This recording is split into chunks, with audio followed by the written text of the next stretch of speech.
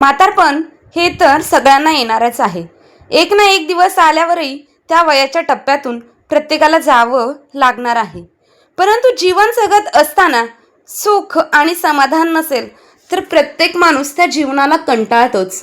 मग ते सुख आणि समाधान आणि स्वाभिमान जर जपायचा असेल तर आज काही गोष्टी करा, म्हणजे तुमचं म्हातारपण आनंदाने, स्वाभिमानाने आणि समाधानाने जाईल.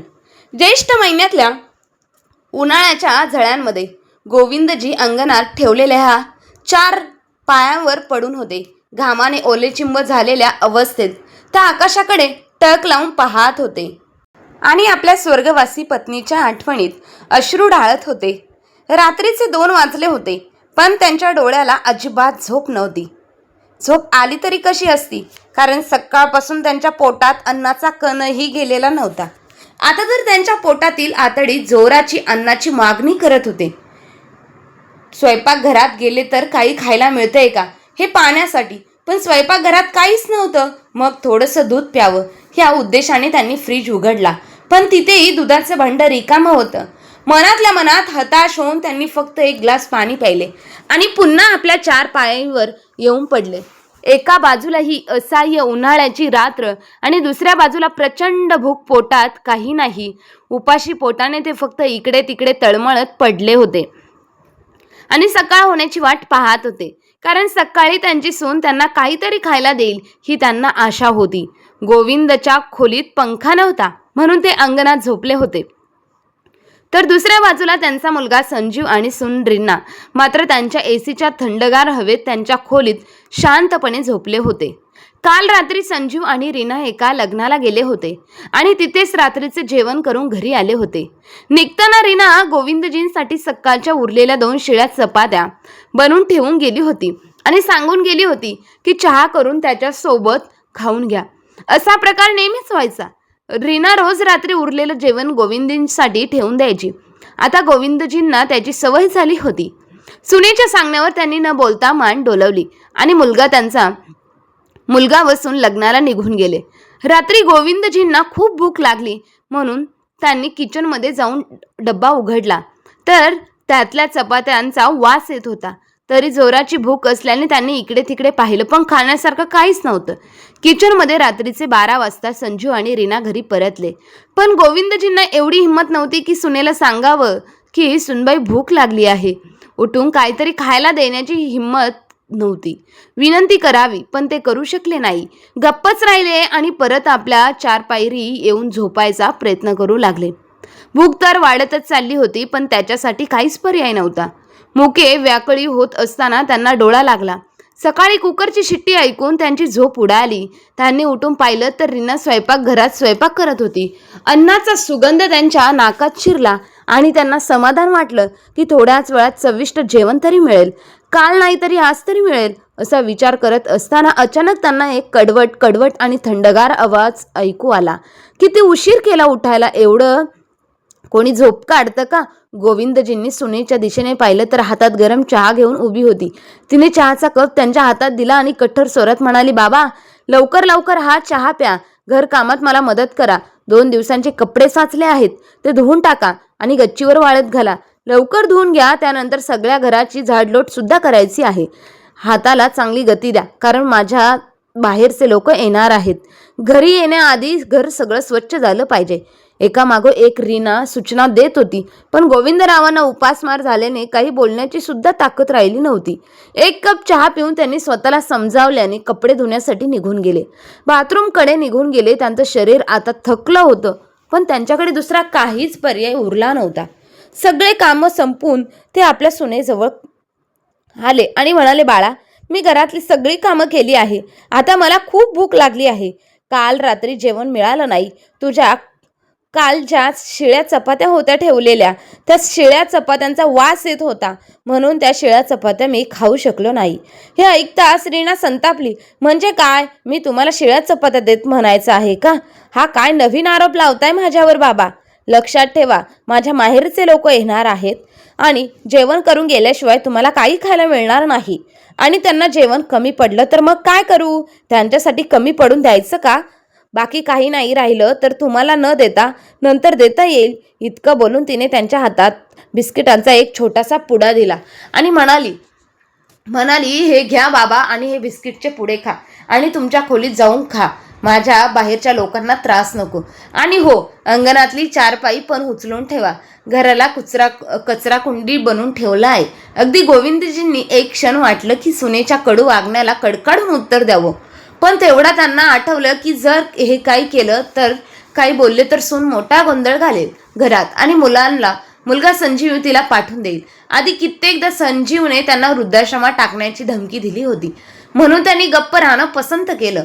शांत राहिले, काहीच बोलले नाही, कारण शेवटी 4 पाय उचलून खोलीत ठेवले आणि तिथेच बसून विचार करत राहिले. कित्येक देवदर्शन घेतली, कित्येक नवस फेडले. मग हा मुलगा आम्हाला वाटलं होतं की हा आमच्या उतरवयाचा आधार बनेल, आम्हाला सांभाळेल. पण आता त्याला त्याच्या बापाचा विचार करण्यासाठी फुरसतही नाही. त्याला तर फक्त त्याची बायको दिसते आणि तिच्या शब्दाखातर चालतो. एकदाही तो माझ्या तब्येतीविषयी चौकशी करत नाही. जेव्हा बोलतो तेव्हा फक्त टोचणाऱ्या शब्दांनी कधीच प्रेमाने बोलत नाही. मी माझ्या मुलासाठी आयुष्यभर मेहनत केली. छोट्या दुकानाला मोठं शोरूम बनवलं, मोठं घर घेतलं, त्याला व्यवस्थित शिक्षण दिलं, मोठं केलं, त्याच्या पसंतीची मुलगी शोधून लग्न पण लावून दिलं. पण आता काय झालं? पत्नी शारदा असताना तरी मी घराचा प्रमुख होतो, पण तिच्या जाण्यानंतर मी घरात एकटा पडलो आहे. माझ्या स्वतःच्याच घरात मी केवळ एक अनाथासारखा भासतो. प्रत्येक गोष्ट मागून घ्यावी लागते. काही दिवसांपूर्वी माझी तब्येत खराब झाली आणि मग माझ्या मुलाने मला दुकानात जाण्यास मनाई केली. तो म्हणाला, बाबा आता तुम्ही वृद्ध झाला आहात, तब्येत पुन्हा बिघडली तर कोण सांभाळणार? दुकानाची आता तुम्हाला गरज नाही, मी एकटा व्यवस्थित सांभाळू शकतो. हे ऐकून त्याने दुकानावर ताबा मिळवला. माझ्याकडे जर थोडे पैसे असते तर बाहेरून काही खाण्यासाठी आणू शकलो असतो, पण मुलगा आणि सून मला 1 रुपया सुद्धा देत नव्हती आणि सून तर काही खायला घरात नीट देत नव्हती. या सगळ्याचा विचार करत असताना तो रडू लागला. माझी पत्नी शारदा गेल्या काही वर्षांपूर्वी निरवली. त्यानंतर मुलगा आणि सुनेचे वागणे दिवसेंदिवस अधिकच कठोर होत गेले होते.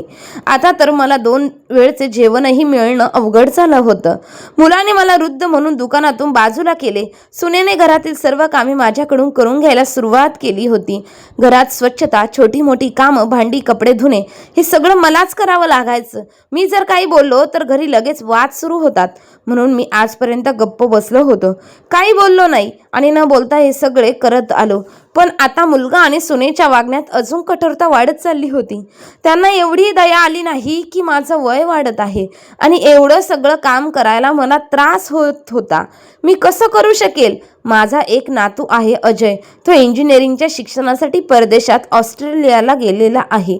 जेव्हा तो लहान होता तेव्हा मी त्याच्यासोबत खेळायचो. अजयलाही माझ्यासोबत फिरायला आवडायचं.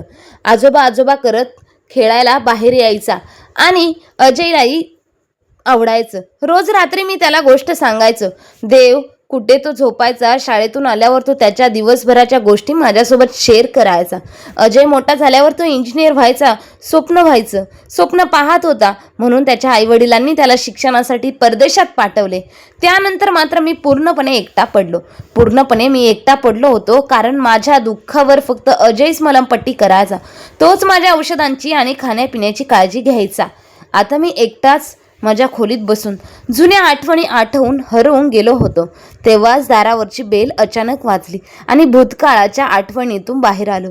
मला कळून चुकले होते, सुनेच्या बाहेरची माणसं आली असतील आणि माझ्या खोलीबाहेर खूप अशा टवाटक्या आणि बोलण्याचा आवाज ऐकू येत होता. जेवणाची रेलचेल सुरू झाली होती. मी सकाळपासून उपाशी होतो आणि वाट पाहत होतो की हे सगळे जेवण झाल्यावर कदाचित मला काही खायला देतील. आधीच खूप वेळ झाला होता. बाहेर पाहिले तर सर्वजण ताट जेवत होते. मी मात्र पाण्याने पोट भरण्याचा प्रयत्न करत होतो, पण आता पाणी संपले होते. म्हणून मी खोलीतून बाहेर येऊन स्वयंपाकघरात पाणी पिण्यासाठी आलो. तेथे सून आणि तिची आई गप्पा मारत होती. सुनेची आई म्हणाली, अगं रीना, तुझ्या सासऱ्यांकडून काही काम करून घेतेस की नाही? फक्त खायचं काम करत आहे त्यांना की फक्त खायलाच घालत आहे? त्यावर सुनबाई म्हणाली, आई तू काय बोलत आहेस? आता त्यांचं वय झालंय, म्हातारे झाले आहेत, ते जास्त नाही पण थोडेफार काम करून घेतेच मी. त्यांच्याकडून, नाहीतर मी का फुकटचं त्यांना जेवून घालू. दोघी मग त्यावर हसू लागल्या आणि बाहेर येऊन म्हणाल्या, मी तिथेच उभे होतो. त्यांच्या बोलण्याने काळजात असंख्य काटे टोचत होते, डोळ्यांतून अश्रू वाहत होते. मी फुकट खातो हे ऐकून माझे काळीज तुटून गेले. मी मनात म्हणत होतो, अजूनही बोलावं वाटत होतं. ही संपत्ती, हे दुकान, हे सगळा संसार मी उभा केला आहे. मी काही फुकटचं भीक मागून खात नाही. याचा विचार असताना माझ्या हातातून पाणी भरलेला ग्लास खाली पडला होता. मोठा आवाज झाला आणि स्वयंपाकघरात पाणी सांडले. ग्लास पडल्याचा आवाज ऐकताच सुधा धावत आली आणि रागाने ओरडली, तुम्हाला एक साधी गोष्ट समजत नाही का? मी किती वेळा सांगितलं आहे की स्वयंपाकघरात येत जाऊ नका म्हणून. सगळीकडे घाण केले, पाणी सांडून दिलं. चला लगेच साफ करा. आता पाणी सांडलेले साफ करून घ्या. हे कमी होतं की तेवढ्यात त्यांचा मुलगाही धावत आला आणि ओरडला, पप्पा तुम्हाला सांगितलं ना की स्वयंपाकघरात येत जाऊ नका म्हणून. का भटकायचं? काही गरज आहे का तुम्हाला? इथे बसून राहू शकत नाही का एका जागी? दोघं संतापून म्हणत निघून गेले. उपवासाचा त्रास कमी होता, पण आता आपल्या मुलाकडून मिळालेली ही हेटाळणी मनाला असह्य होत होती आणि मी लाजेने मान झुकवली. डोळ्यात पाणी तरळलं. कापऱ्या हाताने स्वयंपाकघर साफ केलं. मग हळूहळू माझ्या खोलीत परत गेलो आणि एकटाच पडून रडू लागलो. जेवणानंतर पाहुणे निघून गेले. मी मात्र अजूनही जेवणाची वाट पाहत होतो की सुनेने स्वयंपाकघर बंद केले आणि ती तिच्या खोलीत जाऊन झोपली. मी हताश होऊन हाका मारून, आपली बेटा काहीतरी आहे का? मला खूप भूक लागली आहे. पण यावर मुलगा आणि दोघेही संतापले, ओरडले, आज आमच्या पाहुण्यांसमोर आमची बेइज्जती केलीस ना, आज तुम्हाला काही खायला मिळणार नाही. जर इथे शांतपणे राहायचं असेल आणि तर राहा, नाहीतर हे घर सोडून निघून गेला तरी चालेल. आम्हाला तुमची काहीही गरज नाही. तुम्ही निघून गेला तरी चालेल. हे ऐकून पूर्णपणे कोलमडलं. आतून पूर्णपणे तुटून गेलो. मला विचारांचा कल्लोळ सुरू झाला. आता मी काय करू? कुठे जाऊ? हा अपमान आता सहन होण्याच्या पलीकडे गेला आहे. गोविंदराव आपल्या खोलीत बसले होते, विचारांच्या गुंत्यात अडकले होते आणि अचानक त्यांना काहीतरी आठवलं. त्यांनी आपली जुनी संदूक उघडली आणि त्यामधून एक जुनं पाकिट बाहेर काढलं. त्या पाकिटात काही पैसे ठेवले होते. त्यांनी ते पैसे घेतले, खिशात घातले आणि आपल्या धडीला आधार देत घराच्या बाहेर पडले. मुलगा आणि सून यांनी त्यांना जाताना पाहिलं, पण कोणालाही त्यांना थांबवसं वाटलं नाही. बाबा कुठे चाललात हे विचारावं वाटलं नाही. गोविंदजींच्या खिशात फक्त 100 रुपये होते. चालता चालता ते विचार करत होते की ह्या 100 रुपयांचं काय करता येईल. त्यांच्या पोटात भुकेचे कावळे ओरडत होते, म्हणून त्यांनी 50 रुपये देऊन एका लहान ढाब्यावर साधंसं जेवण केलं आणि ते एका किराणा दुकानात गेले आणि त्यांनी काही चिप्स पॅकेट्स विकत घेतले. ते चिप्सचे पॅकेट घेऊन ते थेट विमानतळाच्या बाहेर गेले आणि येणाऱ्या जाणाऱ्या लोकांकडून त्यांना ते चिप्स विकायला सुरुवात केली.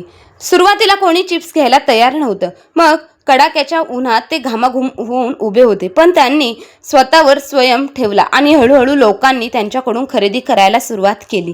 संध्याकाळपर्यंत त्यांनी सगळीच्या सगळी पॅकेट विकली आणि 50 रुपयांचा फायदा झाला. त्या रात्री जाण्याआधी त्यांनी परत ढाब्यावर जेवण केलं, कारण त्यांना माहीत होतं की घरी गेल्यावर सून त्यांना काहीही खायला देणार नाही. आता त्यांचा नित्यक्रम झाला होता. सकाळी घरातील सर्व कामे करून ते रोज विमानतळाबाहेर चिप्स विकायला जाऊ लागले. मुलगा आणि सून त्यांना कुठे जात आहात हेही विचारत नव्हते की ते रोज कुठे जात आहात. आता 8 महिन्यानंतर जेव्हा अजयचे इंजिनिअरिंग पूर्ण शिक्षण घेऊन झालं होतं आणि तो आपल्या कुटुंबात भारतात यायला निघाला होता, तेव्हा त्याने सरप्राईज द्यायचे ठरवून भारतात परत येत होता.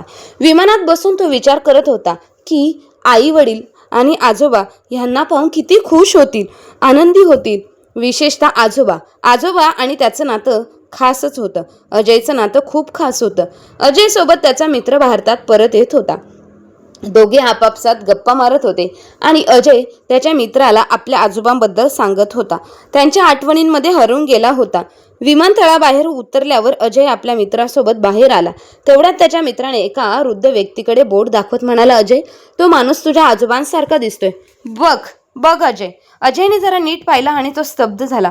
त्यांना पाहून समोर गोविंदजी उन्हात उभे राहून चिप्स विकत होते.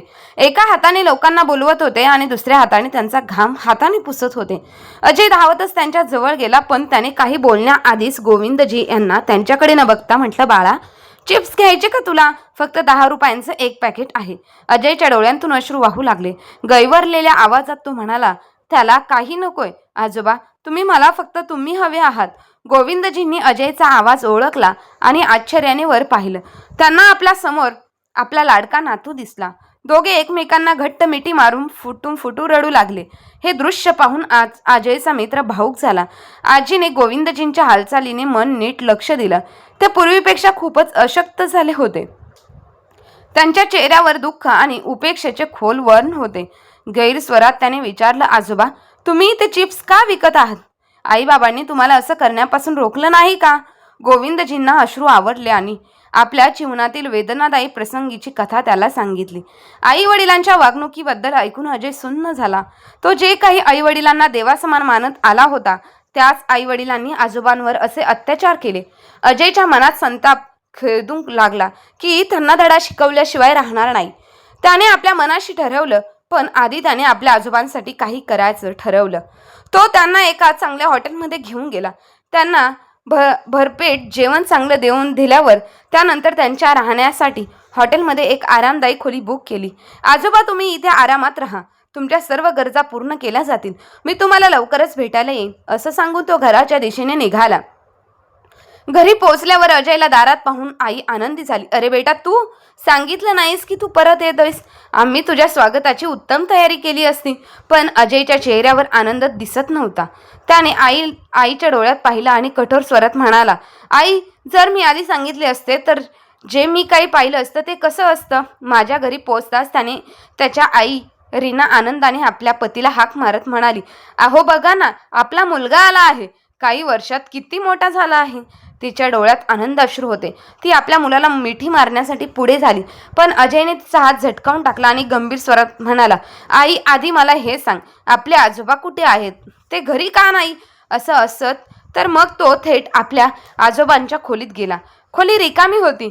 त्यालाही ते ठाऊक होतं, पण त्याने आई वडिलांसमोर नाटक केलं. रीना घाबरून त्याच्या मागोमाग खोलीत आली आणि जबरदस्ती हसत करत म्हणाली, बाळा, तुला माहीत आहे ना, तुझे आजोबा काही काम करत नाही, फक्त खातात, पितात आणि बोर होतात. पण आम्ही सांगितलं त्यांना, थोडं बाहेर जाण्यास सांगितलं, नाहीतर हाडं जाम होतील ना. त्यांच्या आईच्या बोलण्याने अजय जरा स्तब्ध झाला. तो काहीच बोलत नाही, पण आतून खूप दुखावला गेला. पण आता रात्र झाली आहे. आजोबा अजूनपर्यंत घरी का आले नाही? अजयने वडिलांना विचारलं. संजीव म्हणाला, अरे, ते कधी कधी त्यांच्या मित्राच्या घरी जातात आणि तिथेच राहतात. काळजी करण्याची काहीच गरज नाही. रात्री खूप उशीर झालाय, आता तूही झोप. पण अजयच्या मनाला शांतता नव्हती. सकाळ होताच तो हॉटेलला गेला आणि आपला आजोबांना भेटला. दोघांनी एकत्र नाश्ता केला. अजयने त्यांचा हात हातात घेत म्हटलं, आजोबा, तुम्ही काळजी करू नका, लवकरच सगळं काही ठीक होईल. त्यानंतर अजय त्यांना घरी घेऊन आला. गोविंदजींना दारात पाहताच संजीव आणि रीना एकदम गडबडले. रीना घाबरलेल्या आवाजात म्हणाली, अरे बाळा, तुला आजोबा कुठे सापडले? आजी आईच्या डोळ्यात रोखून पाहत म्हणाला, आई, तुम्ही मला खरंच सांगितलं नाही, पण मी माझ्या आजोबांना शोधून काढलं. तुम्हाला माहित आहे का, काल मी त्यांना विमानतळाबाहेर चिप्स विकताना पाहिलं. हे ऐकून दोघेही नजर चुकू लागले. अजयचा आवाज कठोर झाला, मला माझ्यासारख्या आई वडिलांवर विश्वास बसत नाही. तुम्ही माझ्या आजोबांसोबत असे वागाल? कसं जमलं तुम्हाला? आई, तुला एक स्त्री असूनही तुझ्या सासऱ्यांशी असं वागताना लाज कशी वाटली नाही? आणि बाबा, तुम्ही तुमच्याच वृद्ध वडिलांना अशी वागणूक देत आहात. माझ्यासारख्या माणसाला नरकातही जागा मिळणार नाही. तो पुढे म्हणाला, हे मोठं घर, हे दुकान, ही सगळी संपत्ती माझ्या आजोबांनी कमावलेली आहे आणि त्यांनाच तुम्ही उपवाशी ठेवत आहात. त्यांना नीट जेवणही देत नाही. त्यांच्याशी खोली साधा पंखाही नव्हता. अशी वागणूक तर नोकरांनाही देत नाही. त्यांच्या संतापलेल्या चेहऱ्यांना, शब्दांना संजीव आणि रीना पूर्णपणे हादरले होते. तुम्हाला या गोष्टींची शिक्षा मिळायलाच हवी, असं म्हणताच पोलिसांचं सायरन वाजलं आणि काही क्षणात पोलीस घरात आले. अजय पुढे आला आणि म्हणाला, मी तुम्हा दोघांविरुद्ध तक्रार केली आहे. संजीव आणि रीना वडिलांसमोर हात जोडून उभे राहिले. ते रडत म्हणाले, बाबा, आम्हाला माफ करा. आम्ही खूप मोठी चूक केली. तेवढ्यात गोविंदजी पुढे आले आणि अचानक एक जोरदार आवाज झाला. धप्प. संजूच्या गालावर गोविंदजींच्या हाताचा ठसा उमटला आणि तो खाली कोसळला. गोविंदजींचे डोळे संतापले, लाल झाले आणि ते म्हणाले, अशी अवलाद असण्यापेक्षा मी निसंतान राहिलो असतो तर बरं झालं असतं. पोलीस साहेब यांना घेऊन जा. संजीव आणि रीना गयावया करू लागले. ते पाहून अजयच्या डोळ्यात अश्रू आले. गोविंदजींनी त्याच्याकडे पाहिलं आणि मग पोलिसांकडे वळून म्हणाले, इन्स्पेक्टर साहेब, मी माझी तक्रार मागे घेतो. यांना सोडून द्या. पोलिसांनी संजीव आणि रीनाला ताकीद दिली. आज तुमच्या वडिलांनी तुम्हाला पुन्हा एकदा माफ केलं, पण लक्षात ठेवा, म्हातारपण सगळ्यांनाच येणार आहे. तुम्ही जसं कराल तसंच परत मिळेल. हे ऐकून संजीव आणि रीनाचे डोळे खाली झुकले. त्यानंतर गोविंदजींचा मुलगा आणि सून यांनी त्यांची काळजी घ्यायला सुरुवात केली. त्यांच्या प्रत्येक गरजेला प्राधान्य द्यायला लागले. आता गोविंदजी घरावर समाधानाने राहू लागले. त्यांचा नातू अजय त्यांच्यासोबत प्रत्येक क्षण घालवत होता आणि त्यांच्या मनापासून आशीर्वाद घेत होता. तर मित्र आणि मैत्रिणींनो, तुम्हाला अजयनी जी मदत केली आजोबांना, ती मदत केलेली कशी वाटली? आणि संजय आणि रीनाला त्यांची कान उघडणी केल्यावर त्यांना त्यांची चूक समजली होती. अशीच कान उघडणी करणं खूप गरजेचं आहे. याबद्दल तुम्हाला काय वाटतं ते कमेंट करून नक्की कळवा आणि कमेंट बॉक्समध्ये नक्की कळवा. आणि आजची कथा आवडली असेल तर लाईक, शेअर, सबस्क्राईब नक्की करा. भेटूया अशाच पुढच्या कथेमध्ये. तोपर्यंत धन्यवाद.